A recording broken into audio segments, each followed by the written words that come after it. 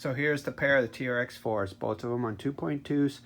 Neither one of them running the Trx4 Traxxas lift kit they sell for between 150 and 200 bucks. I figured I just want to get it done without spending that kind of money so I could spend it on something else. But anyway, I took the black tires off the Bronco and threw them on the Jeep. It looks pretty badass. I still have a rear bumper that I'm working on the Jeep with the antenna in that and some scaled accessories, and this one will be finished. This one, the 2.2 flat irons on the gearhead wheels. It's got the 5mm offset, if I want to believe, on the hex nuts, along with the 10mm offset and the Traction Hobby Founder hubs. So anyway, I'm working on a bumper on this front truck. I did 3D print this off, and I had to slice the print due to the size of my print table, but it's back together and fused together. Now I did a lightly sanding with like a 400 grit. I'll probably shoot this bumper again with black paint. It will give it a more smooth finish, sand it in between the coat, spray it again. That way, even though it gets scratched, it'll still be black underneath, yet it'll look more like metal, because I'm going more for a blacked out look.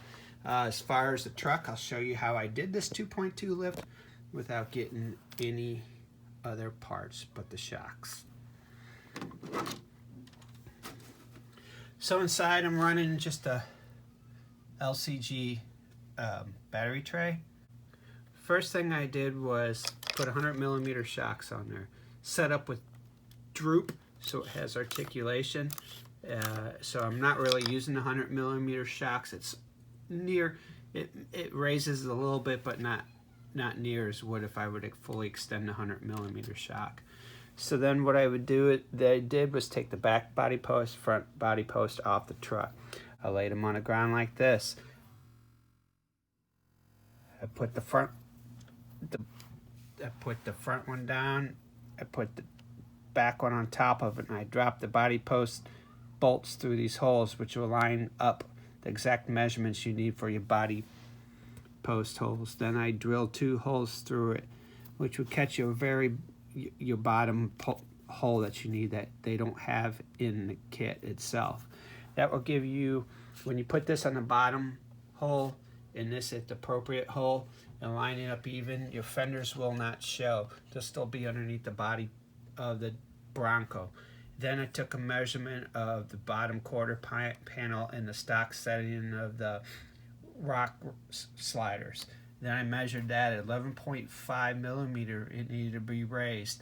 So then all I did was take the rock sliders off, and I did a real quick fix this time, and I put 11.5 3D printed spacer in there. There's one without it and one with it, just to show you the height difference, because I raised that rock rail so it looks completely stock on the truck like that. So there's no fender showing, rock rail looks stock, everything looks good.